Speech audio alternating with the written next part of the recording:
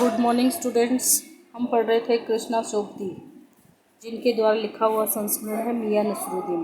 पाठ संख्या 2 आरोह से। आधा चैप्टर अपन कल पढ़ चुके थे, आगे का आज पढ़ेंगे। इस बीच मियां ने किसी और को पुकार लिया, मियां रहमत इस वक्त किधर हो? अरे वह लोंडिया न आई रुमाली लेने, यानी वह लड़की नहीं आई रोटी लेने के लिए। शाम को मंगवा लीजिए। रुमाली एक रोटी का प्रकार है, ये ध्यान रखना आप। मियाँ एक बात और आपको बताने की जहमत उठानी पड़ेगी। जहमत यानी परेशानी। मियाँ ने एक और बीड़ी सुलगा ली थी, सो कुछ फुर्ती पा गए थे। पूछिए, अरे बात ही तो पूछिएगा, जान तो न ले लेवेंगे। उसमें भी अब क्या देर, 70 के हो चुके हैं। फिर जैसे अपने से ही कहते हों, वालिद महरूम तो कूच किए यानी प्रस्थान किए, यानी उनकी मृत्यु हो गई। 80 पर क्या मालूम हमें इतनी मोहलत मिले न मिले। इस मजमून यानी इस बात पर हमसे कुछ कहते न बन आया तो कहा, अभी यही जानना था कि आपके बुज़ुर्गों ने शाही बावर्ची खाने में तो काम किया ही होगा। बावर्ची खाना यानी जहाँ खाना बनाया जाता है। मियाँ ने बेरुखी से टोका, वह बात तो पहले हो चुकी साहिब, पर जानना यह था कि दिल्ली के किस बादशाह के यहाँ आपके बुजुर्ग काम किया करते थे। अजी साहिब क्यों बाल की खाल निकालने पर तुले हैं। बाल की खाल निकालना मुहावरा है, यानी बात की तह तक जाना। कह दिया ना कि बादशाह के यहाँ काम करते थे, सो क्या काफ़ी नहीं है? हम खिसियानी हंसी हंसे।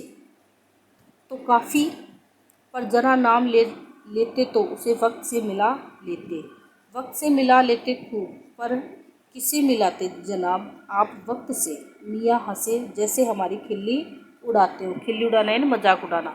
वक्त से वक्त को किसी ने मिलाया है आज तक? खैर पूछिए, किसका नाम जानना चाहते हैं? दिल्ली के बादशाह का ही ना। उनका नाम कौन नहीं जानता जहाँपना। बादशाह सलामत ही ने। कौन से बहादुर जफर की? मियाँ ने खींच कर कहा। फिर अलट पलट के वही बात, लिख लीजिए बस यही नाम आपको। कौन बादशाह के नाम? चिट्ठी रुक का भेजना है, यानी कौन सी चिट्ठी पत्र भेजना है आपको?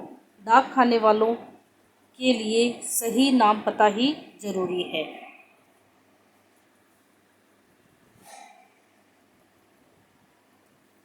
हमें बिटर अपनी तरफ देखते पाया तो सिर हिला अपने कारीगर से बोले, अरे ओ बब्बन मियाँ, भट्टी सुलगा दो तो काम से निपटे। भट्टी सुलगाना यानी भट्टी जला देना। यह बब्बन मियाँ कौन है साहिब? मियाँ ने रुखाई से जैसे फाँक ही काट दी हुई। अपने कारीगर और कौन होंगे? मन में आया पूछ लें, आपके बेटे बेटियाँ हैं। पर मियाँ नसरुद्दीन के चेहरे पर किसी दबे हुए अधड़ के आसार देख यह मजमून यानी बात न छेड़ने का फैसला किया।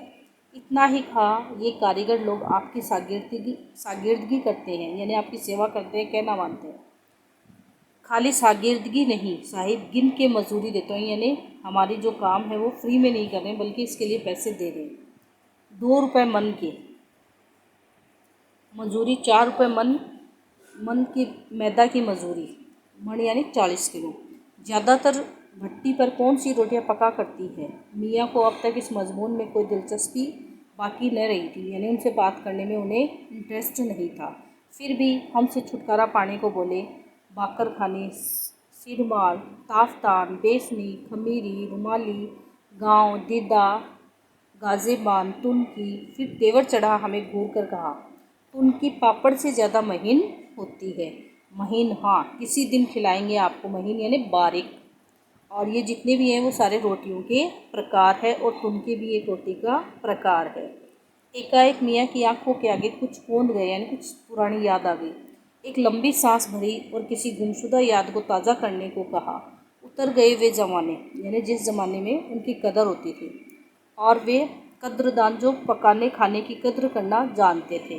यानी इज्जत, कद्रदान होता है किसी भी चीज़ का इज्जत करना, यानी उसके महत्व को समझना।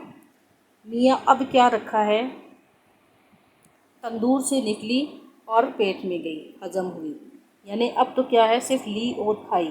बाकी उन्हें कोई मतलब नहीं है कि इस प्रकार से इन रोटियों को मेहनत करके कैसे बनाया जाता है, क्या उनकी कद्र होती है। तो इस प्रकार से अपन ने देखा कि ये जो चैप्टर है मियाँ नसरुद्दीन, इसमें विभिन्न प्रकार की रोटियां बनाने का जो हुनर है वो बताया गया है। और आपने देख लिया होगा कि मियाँ नसरुद्दीन किस प्रकार से अपने ख़ानदानी काम को आगे बढ़ाते हैं, और अपने दादा परदादा पिता उनके द्वारा दिया गया जो काम है बड़ी मेहनत और लगन से करते हैं और इसके लिए किसी तालीम यानी किसी शिक्षा की ज़रूरत नहीं होती, बल्कि अपने आप ही व्यक्ति सीख जाता है। अब आपके प्रश्न उत्तर दिए हुए हैं, जिसमें से आपको पाठ के साथ प्रश्न संख्या 1, मियां नसरुद्दीन को नानबाइयों का मसीहा क्यों कहा गया है? तो पाठ के स्टार्टिंग में आया है क्योंकि वो विभिन्न प्रकार की रोटियां बनाना जानते हैं, इसलिए उन्हें नानबाइयों का मसीहा कहा गया है। दूसरा प्रश्न, लेखिका मियां नसरुद्दीन के पास क्यों गई थी? क्यों गई थी कि वो जो उनके अंदर जो कला है खाना बनाने की नानबाइयों की, वह उन्हें कहाँ से मिली है और कैसे उन्होंने उसे प्राप्त किया है। इस प्रकार से आपके पाठ में ये दिए हुए हैं पैराग्राफ के उत्तर, और आप वहाँ से इनको लिख सकते हो। बादशाह के नाम का प्रसंग आते ही लेखिका की बातों में मियां नसरुद्दीन की दिलचस्पी खत्म होने लगी। क्यों भाई? क्योंकि इसमें उन्होंने क्या कहा था, बादशाह का जो उदाहरण दिया है वो सिर्फ काल्पनिक था। इसलिए जब भी लेखिका उनसे प्रश्न पूछती तो लेखिका जब उनसे प्रश्न पूछती तो उसका जो उत्तर है मियां नसरुद्दीन के पास नहीं था, इसलिए वो उस बात को आगे नहीं बढ़ाना चाहते थे। प्रश्न संख्या 4, मियां नसरुद्दीन के चेहरे पर किसी दबे हुए अधड़ के आसार देख यह मजमून न छेड़ने का फैसला किया। इस कथन के पहले और बाद के प्रसंग का उल्लेख करते हुए इसे स्पष्ट कीजिए। तो अभी अपन ने पेज नंबर 28 पर इसको पढ़ा है कि कौन सी बात चल रही थी। प्रश्न संख्या 5, पाठ में मियां नसरुद्दीन का शब्द चित्र लेखिका ने कैसे खींचा है? तो शब्द चित्र यानी शब्दों के माध्यम से शुरू में बताया गया है कि किस प्रकार से मियां नसरुद्दीन बैठे हैं, बीड़ी पी रहे हैं, उनका चेहरा कैसा मौसमों की मार से पका हुआ है, तो वो सारी चीज़ें आपको उसमें से लिख लेनी है। पाठ के आसपास इसमें मियां नसरुद्दीन की कौन सी बातें आपको अच्छी लगी? तो कौन सी बातें आपको अच्छी लगी आप अपनी कल्पना के आधार पर, पाठ के आधार पर आपको लिखना है। तालीम की तालीम ही बड़ी चीज़ होती है। यहाँ लेखक ने तालीम शब्द का 2 बार प्रयोग किया है। यहाँ तक आपको इस प्रश्न का उत्तर लिखना है कि एक तालीम तो क्या है, शिक्षा, और दूसरी तालीम क्या होती है, किसी भी काम को लगातार करना। तीसरा है, मियां नसरुद्दीन तीसरी पीढ़ी के हैं जिसने अपने खानदानी व्यवसाय को अपनाया। वर्तमान समय में प्राय लोग अपने पारंपरिक व्यवसाय को नहीं अपना रहे हैं, ऐसा क्यों? तो आज के वर्तमान समय को देखते हुए इस प्रश्न का उत्तर आपको देना है कि उन्होंने इस काम को क्यों अपनाया, और आजकल के लोग जो है वो अपने खानदानी काम को क्यों नहीं अपना रहे हैं, उन्हें क्या करना चाहिए। मियाँ कहीं अखबार नवीस तो नहीं है, यह तो खोजियों की खुराफात है। अखबार की भूमिका को देखते हुए इस पर टिप्पणी करें।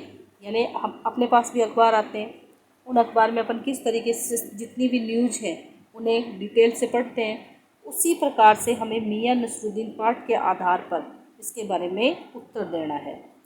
ये प्रश्न जो है इनके उत्तर आपको करने हैं। आगे के जो प्रश्न दिए हुए हैं उनके उत्तर आपको नहीं करने हैं, और ये सभी प्रश्न जो दिए हैं इनके उत्तर अपनी आंसर बुक में, आंसर नोटबुक जो है उसमें कर लें। और फिर भी अगर किसी प्रश्न के उत्तर में आपको दिक्कत आती है तो आप मेरे से पूछ सकते हैं। और धन्यवाद।